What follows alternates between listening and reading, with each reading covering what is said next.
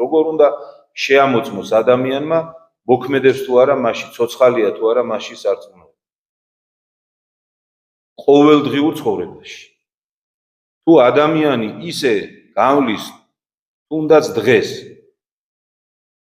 რომ მასში არ წარმოიშვება ფიქრი, აზრი, რომ აი ამას რო ვაკეთებ მე, სწორია, არ არის სწორი, სათნოა ღვთისთვის, არ არის სათნო ღვთისთვის.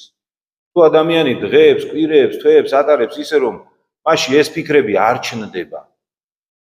ესე იგი, მასში სარწმუნოება არის მკვდარი. მასში სარწმუნოება არ ებრძვის ამ სოფელს. ესეთი ადამიანი მიყვება ამ წუთისოფლის დინებას. აი ესე როგორც მკვდარს აიღებენ და საითაც უნდათ იქით წაიღებენ და ვერაფერს ვერ გააკეთებს ამის საწინააღმდეგო. ისი არის ესეთი ადამიანი. ეს ცხოვრება აწევს და მიაქვს საითაც უნდა დაატარებს როგორც უნდა, მიახეთქებს ხან ერთ კედელს, ხან მეორე კედელს.